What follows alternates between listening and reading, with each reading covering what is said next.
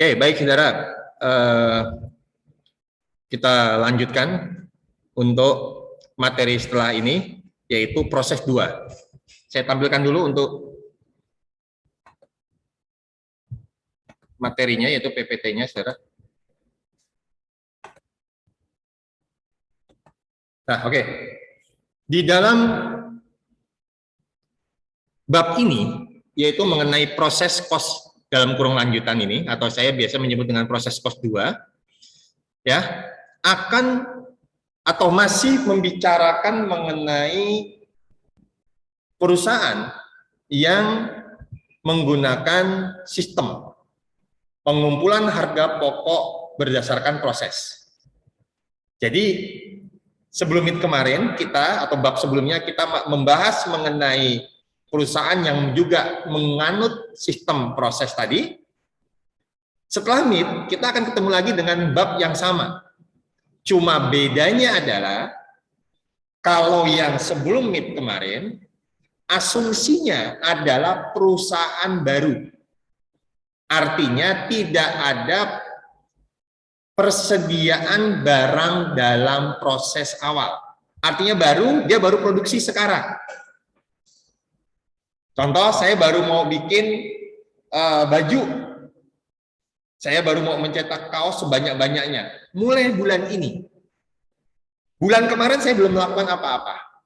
Sehingga tidak ada BDP awal. Itu yang disebut dengan yang kita pelajari di proses kemarin. Sedangkan sekarang, di proses cost lanjutan, kita akan mempelajari hal yang sama, akan tetapi contohnya adalah perusahaan yang sudah memproduksi di periode sebelumnya sehingga meninggalkan, bahasanya itu, meninggalkan BDP akhir di periode sebelumnya. Maksudnya apa? Ya, di penjelasan saya mengenai BDP akhir itu adalah, kalau kita produksi di bulan sekarang, tanggal 1 Oktober sampai dengan 31 Oktober, kemudian tanggal 31 Oktober selesai kita, karena tutup buku misalkan, di periode Oktober tadi, tetapi masih ada proses produksi yang dilakukan. Yang ini belum menjadi barang jadi. Nah, BDP akhir inilah ya yang nanti kalau masuk ke bulan November menjadi BDP awal. Tadi lihat ya, kita sudah membahas soal ujian, ada BDP akhir yang kita pertanggungjawabkan. Nah, BDP akhir ini di masing-masing departemen, kalau sudah beda bulan, akan menjadi BDP awal. Berarti dicatat nggak, Pak? Nggak perlu, karena sudah dicatat di periode kemarin. Di periode sekarang menjadi BDP awal. Ingat, BDP awal tidak perlu dicatat ke dalam jurnal, karena sudah dicatat sebagai bahan yang ditambahkan di periode kemarin. Kan begitu. Ingat-ingat itu. Di sini nggak saya tuliskan. Nah, oleh karena itu, ada 2 metode yang akan digunakan di dalam memperlakukan adanya barang dalam proses awal yang berasal dari BDP akhir periode sebelumnya. Apa saja metodenya? Yaitu metode rata-rata tertimbang, ya, atau disebut dengan weighted average. Dan yang kedua adalah metode FIFO atau first in first out, atau masuk pertama keluar pertama. Kita akan mengenal 2 metode ini, saudara. Pak, saya tahunya rata-rata tertimbang dan FIFO itu kalau belajar di kartu persediaan, khususnya persediaan barang dagangan. Ya, kalau Anda bicara dengan perusahaan dagang. Sekarang kita bicara dengan perusahaan manufaktur. Ya, akan ketemu lagi istilah FIFO dengan rata-rata tertimbang. Ada masalah, saudara. Yang penting alur pemahamannya yang harus Anda pahami. Ya, kalau misalnya rata-rata tertimbang dalam menentukan unit atau cost per unitnya, kalau untuk perusahaan dagang itu adalah menjumlahkan antara barang yang dibeli sekarang dengan harga sekarang dengan stok sebelumnya, kan begitu. Tapi kalau masuk pertama keluar pertama, maka yang akan kita tentukan berapakah harga kosnya sesuai dengan urutan. Mana yang masuk terlebih dahulu, itu yang akan kita jual. Kan begitu, saudara. Kalau kita bicara perbedaan antara tata tertimbang dengan FIFO di perusahaan dagang. Sedangkan di perusahaan manufaktur, khususnya pada saat proses produksi, bedanya di mana? Kita lihat dulu perbedaannya pertama. Perbedaannya adalah relatif sebenarnya sama dengan apa, saudara? Dengan tadi saya mengilustrasikan di perusahaan dagang, metode rata-rata tertimbang tidak membedakan asal produk jadi. Apakah produk jadi tersebut berasal dari proses awal bulan atau berasal dari periode sebelumnya, atau berasal dari proses periode sekarang. Kalau saya bicara mengenai awal bulan, itu sebelumnya adalah dari periode yang kemarin, yang menjadi BDP akhir, kemudian sekarang menjadi BDP awal. Bisa dipahami sampai sini, saudara? Jadi tidak ada membedakan. Contoh begini, saudara. Kalau saya menghasilkan produk ini, saudara, ya mudah-mudahan apa yang di kelas sudah lihat, tapi kalau yang di rumah saya tahu, saya nggak yakin dia bisa melihat tidak. Misalkan begini, saya memproduksi 3 produk ini, saudara. Ada yang warnanya putih, ada yang warnanya hitam. Ini sudah untuk membedakan saja. Kalau metode rata-rata, misalkan yang warna putih ini, produk saya yang berwarna putih ini, dia berasal dari, coba untuk membedakan aja, saudara ya, untuk membedakan aja warna ini. Dia berasal dari BDP akhir bulan Oktober kemarin.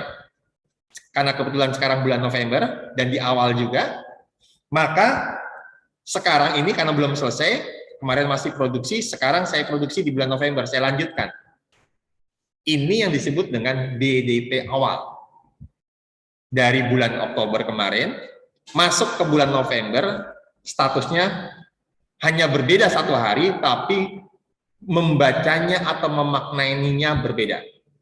BDP awal ini berasal dari BDP akhir bulan kemarin. Ingat-ingat sudah, kalau Anda nggak paham BDP awal dan BDP akhir, susah. Sampai ini bisa dipahami? Misalkan BDP awal akhir ini yang dari bulan lalu sudah menggunakan bahan baku, tenaga kerja, dan overhead, tapi belum 100% semua. Produk kita nantinya warnanya hitam. Tapi dari BDP akhir kemarin, baru warnanya putih. Berarti masih butuh apa? Bahan baku yang namanya cat. Ya nggak, saudara? Masih butuh tukang cat untuk mengubah warna putih ini menjadi warna hitam. Bisa dipahami? Kemudian masih butuh alat untuk ngecat. Berarti bahan baku, tenaga kerja, dan overheadnya belum 100%. Ini contoh saja, saudara. Oleh karena itu, saudara, di periode sekarang bulan November, saya selesaikan. Saya tambahkan bahan baku, yaitu cat tadi, tenaga kerja yang untuk memproduksi, dan lain sebagainya untuk menghasilkan nanti hasilnya adalah warnanya hitam. Nah, kalau sudah bicara mengenai, Anda sudah paham BDP awal dan BDP akhir tadi, misalkan BDP awal tadi sekarang sudah menjadi barang jadi, ini warnanya hitam, dan sekarang ini yang berasal dari periode sekarang, yang saya tambahkan di bulan November, saya juga produksi lagi, hasilnya bulan November, hasilnya adalah 1 ini juga, maka metode rata-rata tidak lagi membedakan, ini dari yang kemarin, dari bulan Oktober, ini dari bulan sekarang, tidak. Produk jadi, inilah namanya produk jadi. Tidak ada lagi mengatakan produk jadi bulan Oktober, produk jadi bulan November. Jadi pahami. Ini bisa membedakan ya di rumah juga. Ini karena warnanya beda. Ini HP, ini ada remote. Tapi yang penting adalah kita bayangkan adalah produk kita. Mula-mula tadi di bulan lalu warnanya putih, karena kita masih kurang bahan, kurang tenaga kerja, kurang overhead, maka di bulan sekarang kita tambahkan untuk menyelesaikan produk ini jadi. Misalkan jadinya seperti apa, Pak? Ini warna hitam. Nah, gitu, saudara ya. Kalau di kelas kan saya bisa berinteraksi. Kalau di rumah kan saya harus memberikan contoh. Paham sampai sini? Yang di rumah paham? Ini adalah produk yang berasal dari bulan lalu. Dan ada sebagian yang dari bulan sekarang. Bulan sekarang ini saya juga produksi. Ya nggak, saudara? Saya produksi, jadilah produk yang berasal dari bulan sekarang. Inilah yang disebut dengan produk berasal dari BDP awal, produk yang berasal dari periode sekarang atau current period, bahasa Inggrisnya. Metode rata-rata tidak bisa membedakan, tidak membedakan mana yang awal, mana yang sekarang. Pokoknya semuanya dikatakan inilah barang jadi kita. Paham sampai sini? Ini dulu. Berbeda dengan metode FIFO. Metode FIFO, bulan lalu, produksi, belum selesai, masuk ke periode sekarang. Metode FIFO, kata kuncinya adalah lawannya dari metode rata-rata.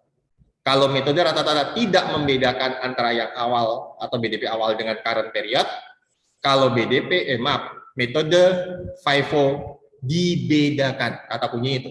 Kalau rata-rata enggak dibedakan, kalau yang ini dibedakan, artinya dipisah. Bagaimana Pak dipisah? Dia selesaikan ini dulu. Selesaikan ini dulu, baru produksi yang bulan sekarang. Kalau rata-rata, tidak. Pokoknya selesai produksi sekarang, yang berasal dari bulan lalu dengan yang sekarang dibuat bersama. Itu kan perbedaannya. Nanti hitung-hitungannya kita lihat di slide berikutnya.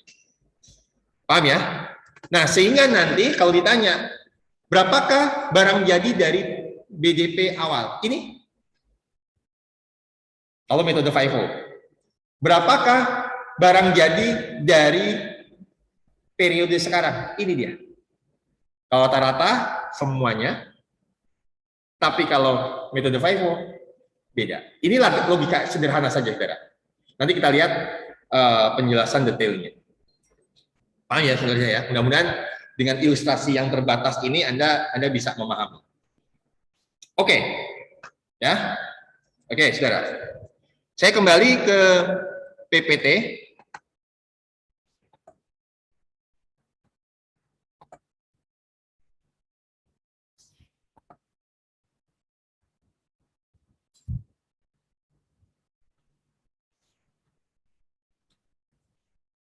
Nah, karena tidak membedakan antara BDP yang berasal dari produk dalam proses awal dan yang berasal dari periode sekarang tidak dibedakan, maka menghitung unit ekuivalennya sama seperti materi kita yang kemarin sebelum ini, yaitu unit ekuivalen sama dengan produk jadi ditambah dengan persentase tingkat penyelesaian kali BDP akhir. Ingat unit ekuivalen kemarin kan kita ngitungin juga gitu kan? Produk jadi 56.000 unit. Ditambah dengan BDP akhir. 100% bahan baku kali dengan 2.000. Oh, berarti 2.000 ketemu berarti 58.000. Kan gitu. Artinya metode rata-rata sudah kita pelajari sebelum MIT kemarin. Khususnya untuk menghitung sampai dengan unit ekuivalen. Oke? Nah, kemudian setiap elemen harga pokok produk dalam proses awal digabungkan dengan biaya yang terjadi dalam periode yang bersangkutan. Ini tadi nih saya ngomong, ada produk saya berwarna putih, ya, warna putih tadi yang dari periode kemarin, sekarang akan kita ubah menjadi warna hitam, maka biayanya saudara, ya, digabungkan yang awal kemarin, yang dari bulan lalu berapa, ditambahkan dengan sekarang berapa, ditambah dengan produk yang dihasilkan di periode sekarang berapa, ya udah jadi satu. Tidak lagi dipisahkan. Ya. Sehingga saudara, harga pokok produk dalam proses awal akan dipecah ke dalam setiap elemen, yaitu bahan baku berapa, berarti bahan baku nanti unsurnya adalah BDP awal berapa dan periode sekarang berapa. Jadi ada dua dia unsurnya. Kalau kemarin kan kita hanya satu, BDP biaya bahan baku 50 juta, ya udah itu aja. Tapi sekarang biaya bahan baku ya berapa? 50 juta dari BDP awal, 100 juta periode sekarang. Berarti bahan baku kita 150 juta. Ya. Nah, kemudian untuk menghitung biaya per unit, ya cost per unitnya adalah harga pokok yang melekat dari BDP awal tadi ditambah dengan biaya yang ditambahkan periode sekarang dibagi dengan unit ekuivalen. Kalau dulu kan kita hanya satu harga pokok itu biaya per unit adalah berapa besarnya cost, tinggal dibagi unit ekuivalennya aja kan. Coba Anda barusan saya jelaskan loh yang waktu kita bahas soal ujian. Kalau sekarang ada BDP awal dan ada biaya yang ditambahkan. Oke, sampai sini ya bisa dipahami ya. Kita langsung lihat contohnya, nanti setelah itu baru saya akan menjelaskan FIFO. Kita pelan-pelan dulu, pahami dulu ya untuk yang metode rata-rata. Oke, saya stop dulu untuk yang slide, saya akan berpindah ke ini. Aduh, kenapa saya stop share ya? Tunggu sebentar. Nah, saya akan buka yang ini.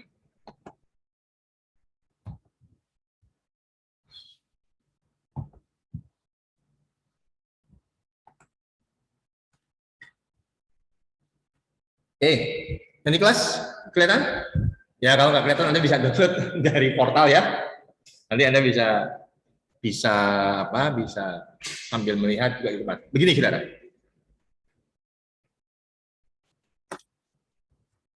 Perlu digarisbawahi saudara, kalau perlu di stabilo adalah bagaimana menghitung unit ekuivalen. Kalau Anda sudah paham menghitung unit ekuivalen dengan materi sebelumnya, insya Allah metode rata-rata nggak ada masalah. Ya. Dan juga yang harus Anda perhatikan adalah bedanya materi ini dengan materi atau bab sebelumnya adalah menghitung biaya per unit. Kalau materi sebelumnya, biaya per unit hanyalah biaya yang ditambahkan di periode itu saja dibagi cost per unitnya. Sedangkan sekarang ada lagi biaya yang ditambahkan dari BDP awal. Bedanya di situ, saudara. Ya. Nah, ini kalimatnya sama dengan yang tadi saya tampilkan di PPT. Mari kita lihat contohnya supaya Anda lebih paham.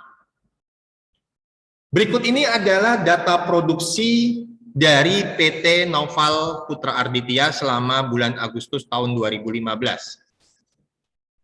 Data produksi BDP awal, produk dalam proses awal PBDP, yaitu di Departemen 1 dengan tingkat penyelesaian 100%, bahan baku dan tenaga dan biaya konversi 40% adalah 4.000 unit. Ini BDP awal. Berarti kalau sekarang bulan Agustus, 4.000 unit BDP awal ini berasal dari bulan Juli. Begitu ya. Jadi begitu cara memahaminya. Ini berarti berasal dari bulan Juli. Dengan persentase penyelesaian, artinya sudah menyerap bahan baku 100%, tetapi tenaga kerja dan overhead baru 40%.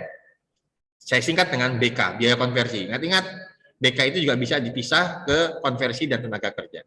Kok konversi? BOP dan tenaga kerja. Kemudian saudara, di Departemen 2, BDP awalnya 6.000 unit.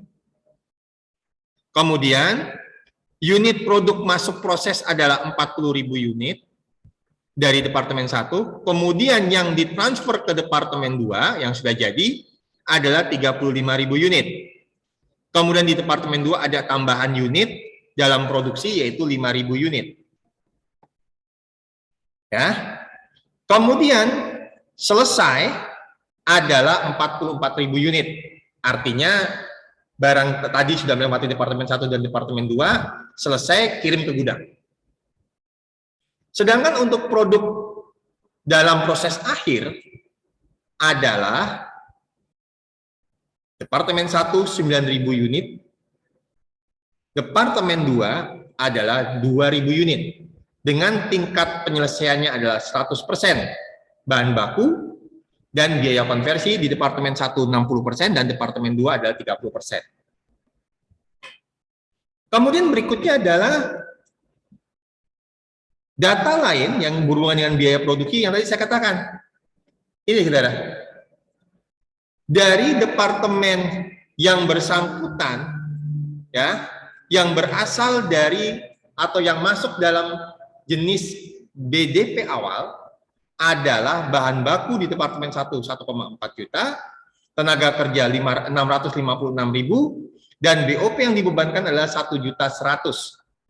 Ini yang disebut dengan biaya yang melekat pada BDP akhir bulan lalu menjadi BDP awal sekarang. Tapi kalau kita sudah bicara bulan Agustus, harusnya Anda sudah paham, ini yang disebut dengan BDP awal. Paham, saudara? Kemudian ada lagi biaya yang ditambahkan di bulan sekarang, yaitu 14 juta, 5 juta, dan 9 juta. Itu departemen 1. Departemen 2-nya yang membedakan adalah adanya persediaan barang dalam proses yang berasal dari departemen sebelumnya. Yang lainnya relatif sama. Nah, stop dulu ya, lagi azan ya. Oke.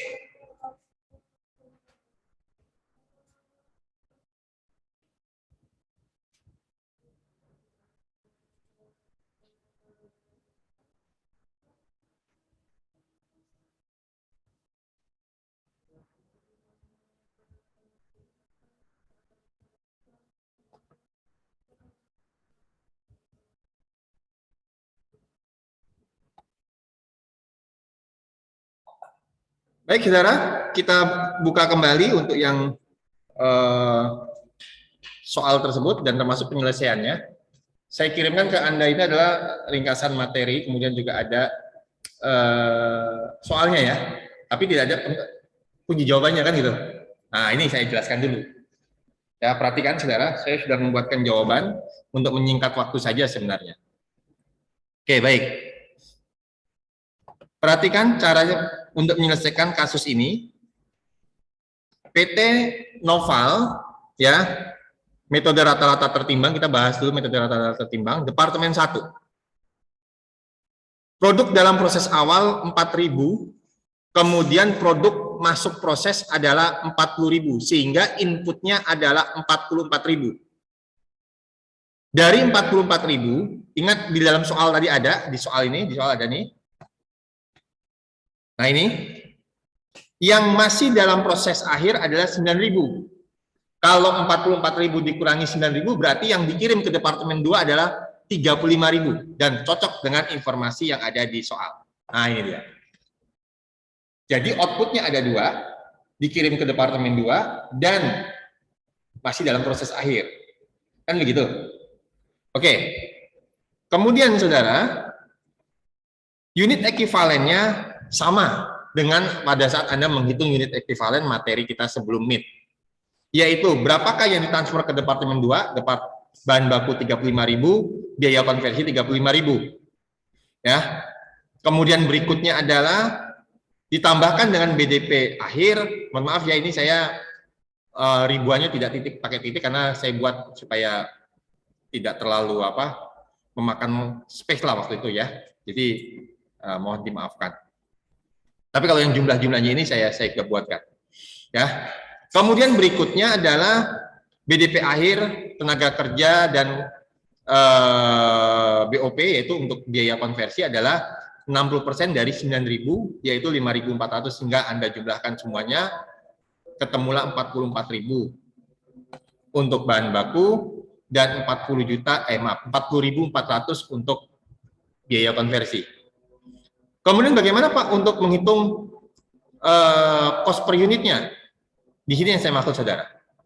Tadi dikatakan di dalam penjelasan saya di PPT bahwa tidak membedakan antara cost yang melekat pada BDP awal dengan yang ditambahkan bulan ini, kan gitu saudara.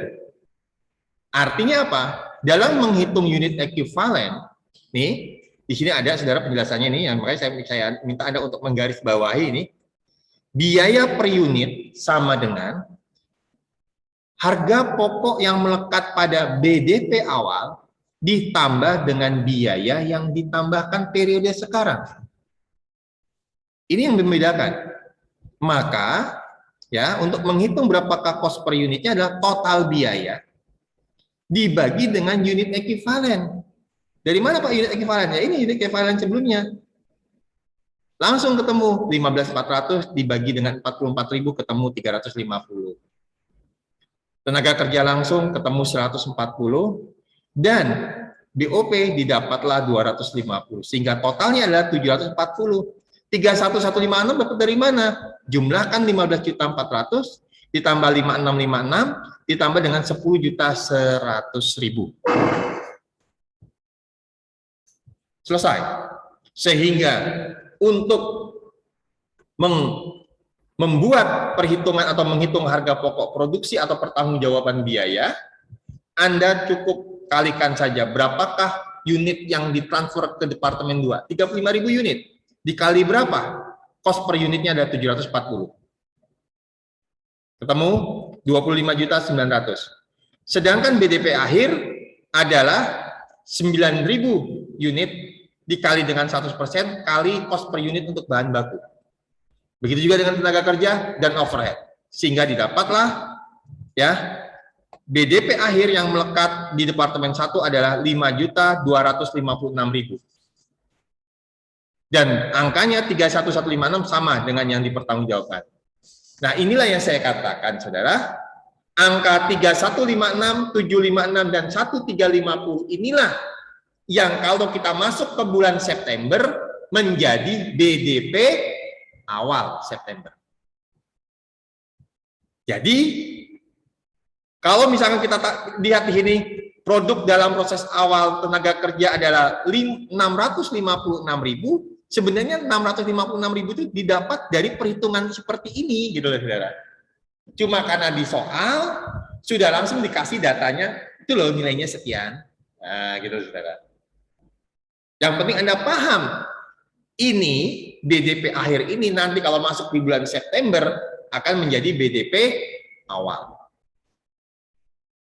Sampai di sini yang di rumah bisa dipahami?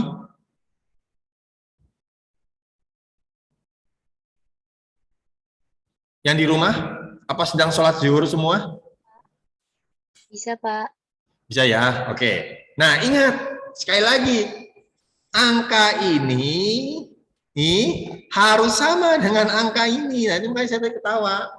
Ngoreksi pekerjaan Anda, udah jelas-jelas yang angka di atasnya itu 38 juta, kok di bawah 40 juta masih aja dilanjutkan. Jumlahkan dengan yang atasnya, kan gitu. Ya, oke? Gitu ya, jadi harus hati-hati. Oke, ini untuk Departemen 1. Bagaimana Pak dengan Departemen 2? Ingat, di Departemen 2 ada penambahan unit. Kalau ada tambahan unit, maka cost dari Departemen 1 harus disesuaikan. Dan ingat, kalau sudah dikurangi, ya konsisten Sonia, kurangi. Ya, udah dikurangi malah dia tambahkan. Ya Son ya, biar ingat-ingat. Biar ingat-ingat. Wah, Bapak ini bikin saya malu. Enggak apa-apa. Saya enggak mau bikin kamu malu, tapi biar kamu ingat. Terngiang-ngiang. Wah, terngiang-ngiang. Wah, Pak Parti ngomong begini, gini, gitu lah. Supaya ada yang mengingatkan, kan gitu. Oke? Paham ya? Mari kita lihat yang Departemen 2.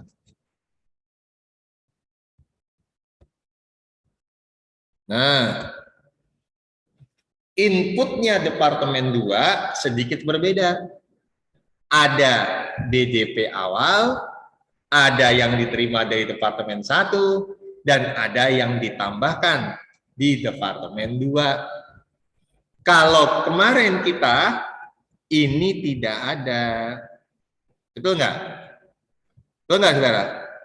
Ini kemarin tidak ada. Nah, ini nggak ada nih yang saya highlight hitam ini. Tidak ada. Hanya ada dua, yaitu diterima dari Departemen 1 dan ditambahkan di Departemen 2. Ada tambahan unit.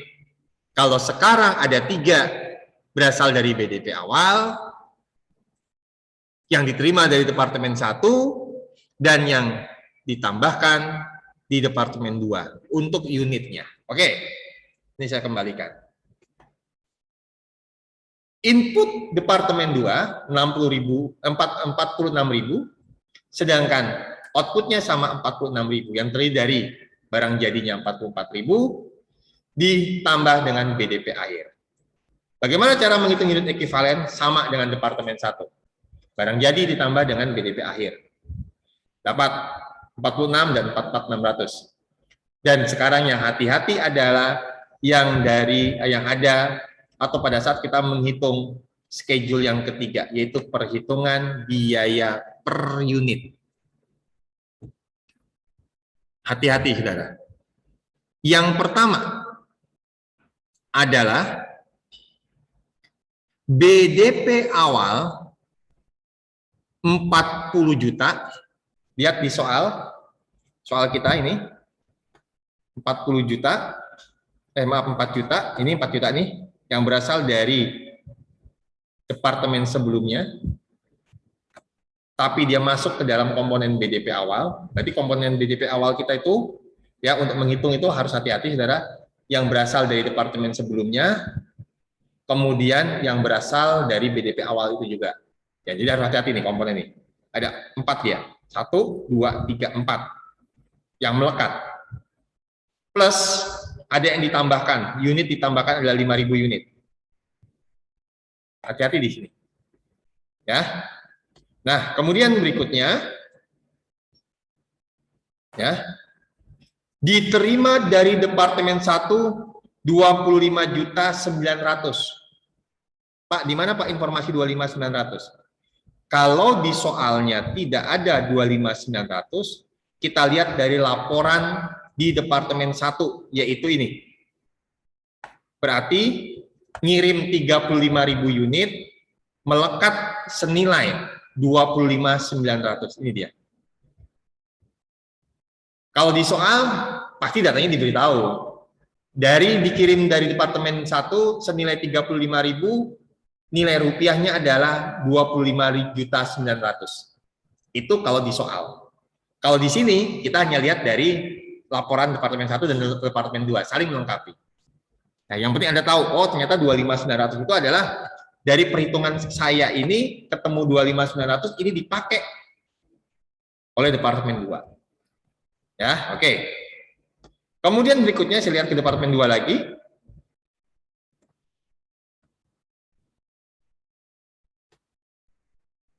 Nah, sehingga totalnya adalah 29.900.000 total biaya yang kita terima dari Departemen 1.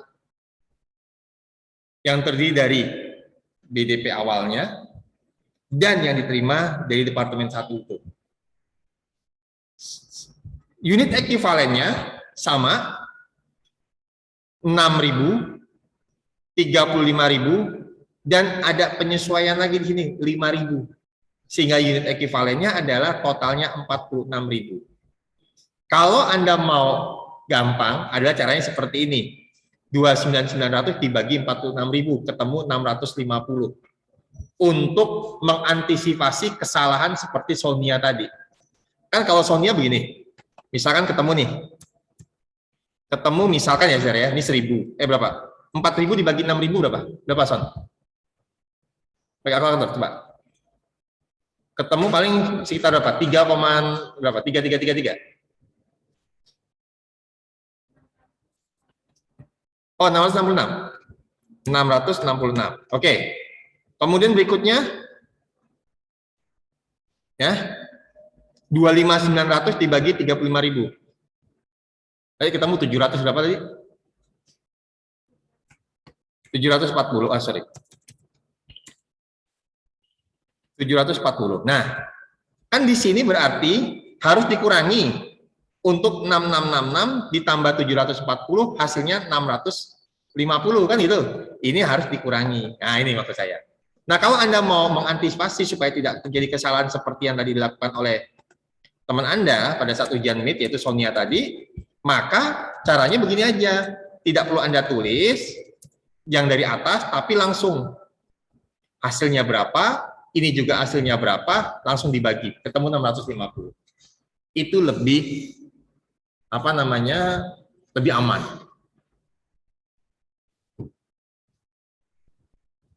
Sudah? Nah, kalau sudah di Departemen 2, biaya yang ditambahkan di Departemen 2 ini kan baru yang berasal di Departemen 1.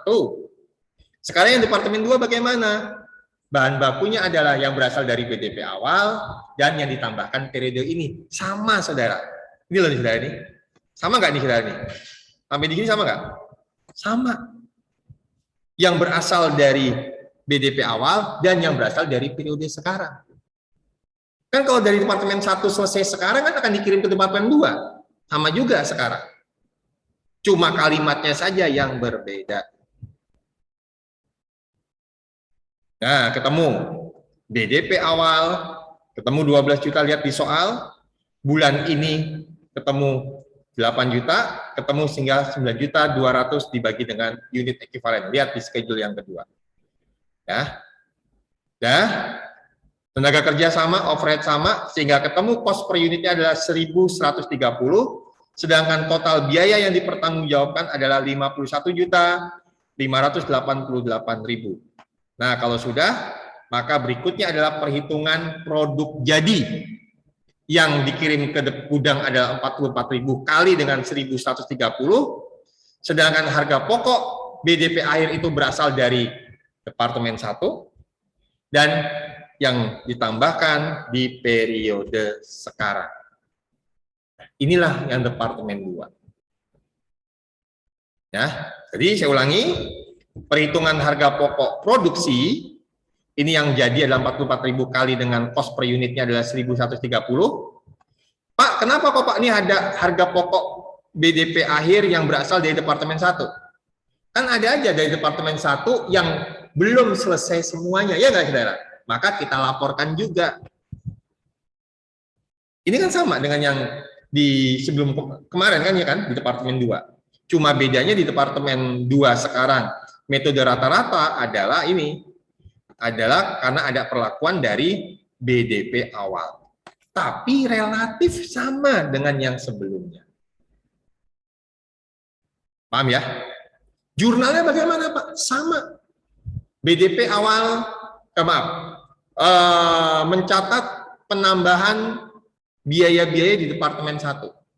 Debit PBDP Departemen 1, kreditnya apa? Persediaan bahan, utang gaji dan upah, dan BOP dibebankan. Ya nggak, saudara? Itu Departemen 1. Kirim ke Departemen 2, debit PBDP Departemen 2, kreditnya PBDP Departemen 1. Berapa Pak nilainya?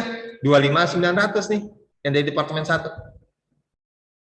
Departemen 2 mencatat apa? Penambahan biaya produksi. Jadi debit PBDP Departemen 2, kreditnya persediaan bahan, utang gaji dan upah, dan BOP dibebankan.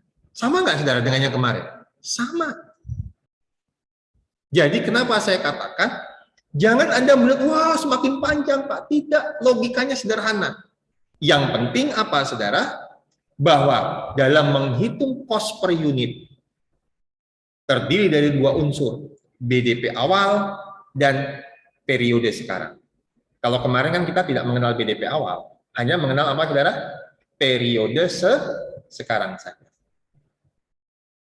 Oke? Maka di sini saya tidak memberikan contoh jurnalnya, karena saya pikir sama. Demikian, saudara. Lanjut, atau yang Vivo pekan depan. Pekan depan aja ya, biar fokus. Anda resapi, coba Anda kerjakan sendiri, nanti Anda bisa tanya ke saya. Ini nggak saya share dulu. Ini nggak akan saya share nanti kalau sudah selesai materinya. Supaya Anda latihan dulu dari soal yang sama. Kalau Anda gagal, kenapa kok ini gagal nih? Kan ada di YouTube. Lihat di YouTube nanti. Gitu ya. Hah? Sudah saya rekam. Nanti saya share di YouTube ya. Proses 2, bagian pertama. Bagian keduanya kapan? Minggu depan. Kan itu. Demikian saudara, materi kita untuk hari ini. Terima kasih ya. Kita keluar dari ini ya. Sebelum saya akhiri kuliah kita hari ini, ada yang mau ditanyakan tidak? Terutama yang di rumah.